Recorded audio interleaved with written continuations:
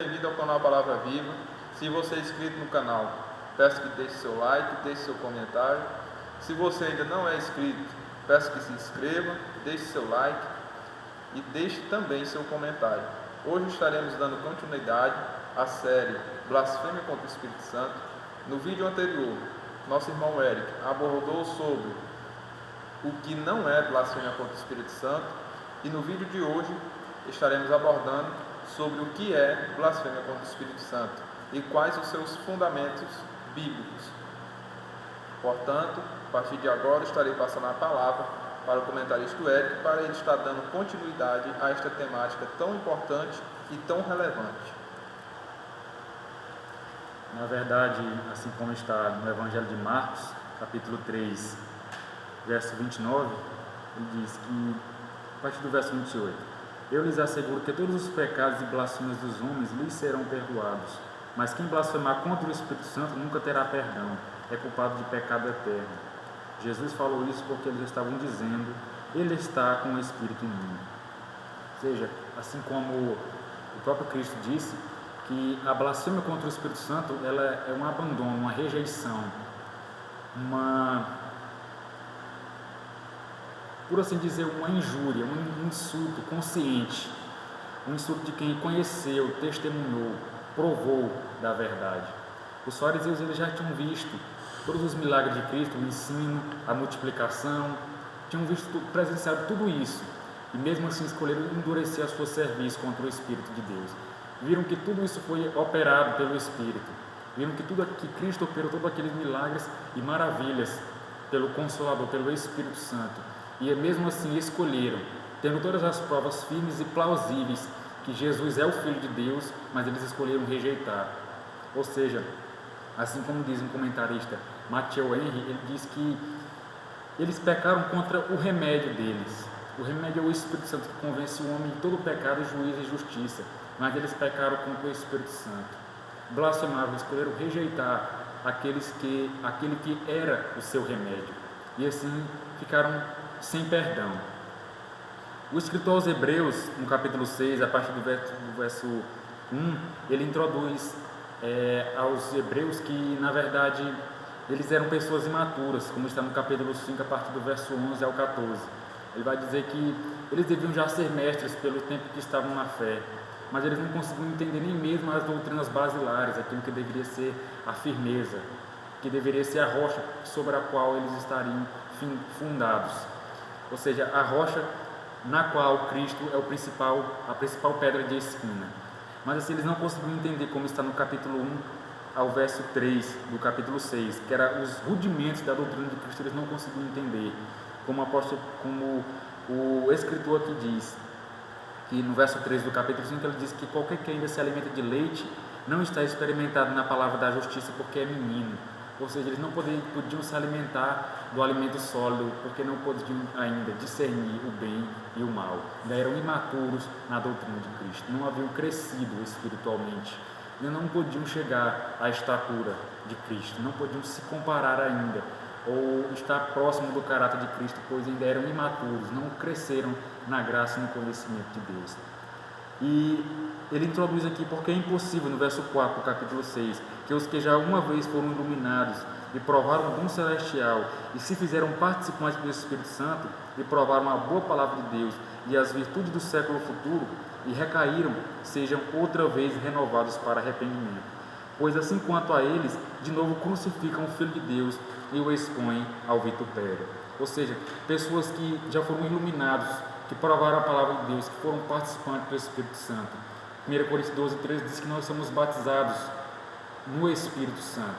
Ou seja, batizado no Espírito Santo vai dizer que, eu não estou falando do enchimento do Espírito Santo de Atos 12, eu estou falando da salvação. Quando a pessoa é salva, ela é batizada no corpo de Cristo, no Espírito Santo. Ou seja, o Espírito Santo passa a habitar naquela pessoa e aquela pessoa tem uma evidência da sua salvação, uma evidência de que foi salva. Ou seja, o Espírito Santo passa a habitar na vida dele pela fé, passa a guiar ele em toda a verdade e levar ele para longe do pecado. Mas eles provaram tudo, viram todas as verdades, as virtudes do século futuro, tiveram tudo isso, mas recaíram. E é impossível que eles sejam renovados para arrependimento, porque quanto a eles, eles crucificam de novo, ou seja, eles exporam Cristo de novo ao vitupério, pisaram no sacrifício de Cristo, tornaram profanos o sangue da aliança, e assim eles não podem ser renovados para arrependimento. Ele continua aqui no verso 10, que ele vai dizer sobre aquele versículo que é muito conhecido e as pessoas acham que quem peca, depois de ter recebido o perdão dos pecados, ele não pode mais ser salvo. Porque ele diz, porque se pecamos voluntariamente depois de termos recebido o conhecimento da verdade, já não resta mais sacrifício pelos pecados. Ou seja, não é você pecar, mas é você pecar conscientemente, deliberadamente, voluntariamente, conhecendo a verdade, mas mesmo assim indo para o erro, dia após dia, endurecendo a seu serviço contra o Espírito Santo, e assim se endurecendo ao Evangelho, sendo como um espinheiro, como uma terra seca, que somente embebe a chuva, mas ainda assim produz espinhos, produz ainda terra, ainda continua rachado, continua uma terra seca. Ou seja, essas pessoas que receberam o verdadeiro conhecimento da verdade, não é somente um conhecimento teórico, não é somente um conhecimento de leitura, mas é um conhecimento da verdade, um conhecimento e um prosseguimento em conhecer a Deus, um relacionamento íntimo com Deus, conhecer a verdade, aquela que salva, aquela que tira do pecado, aquela que leva para o céu. Que conheceram, mas mesmo assim escolheram voluntariamente deixar, abandonar conscientemente, esses blasfemaram contra o Espírito Santo. Porque o Espírito os trouxe do pecado para a maravilhosa luz, mas eles escolheram se revolver como a porca na lama de novo. Ou seja, como se fosse uma joia de ouro em um focinho de uma porca, porque aquele que de novo cai, ele volta ao cão como que volta ao seu vômito, como está em 2 Pedro capítulo 2. Nega Cristo que os resgatou do pecado, nega, profana o sangue de Cristo. E ele continua, mas uma certa expectação horrível no verso 27, de juízo e ardor de fogo, que há de devorar os adversários. Quebrantando alguém a lei de Moisés, morre sem misericórdia, só pela palavra de 2 ou 3 testemunhas. De quanto maior castigo cuidai vós, será julgado merecedor aquele que pisar o Filho de Deus, tiver por profano o sangue do testamento, com que foi santificado, e fizer agravo ao Espírito da graça. Porque bem conhecemos aquele que disse, minha é a vingança, eu darei a recompensa, diz o Senhor, e outra vez o Senhor julgará o seu povo. Horrenda coisa é cair nas mãos do Deus vivo. E mais na frente, ele adiciona aqui no verso 29, que nós recebemos um reino que não pode ser abalado e nós precisamos reter a graça, pela qual sirvamos a Deus agradavelmente com reverência e piedade, porque o nosso Deus é um fogo consumidor.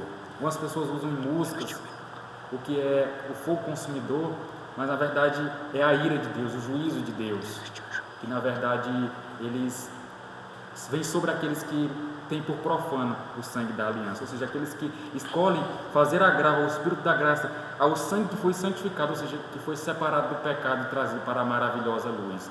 Aqueles que escolhem rejeitar deliberadamente a palavra, eles têm assim uma certa expectação, um juízo e ardor de fogo. Essa é a verdadeira blasfêmia contra o Espírito Santo. Aê, guri, entra lá, Totti, vai lá finalizar o vídeo, que teu celular tá com 5% e tá faltando só 20 segundos, que eu falei pra ele menos de 1 minuto e ele, ainda bem que ele entendeu, que senão ia arrebentar com tudo. Coloca a tua cadeira. Vou ficar Ia ficar de pé, até bocó. Vou só dizer assim, né? Importante, meus irmãos. Pois bem, meus irmãos, esse foi o tema de hoje.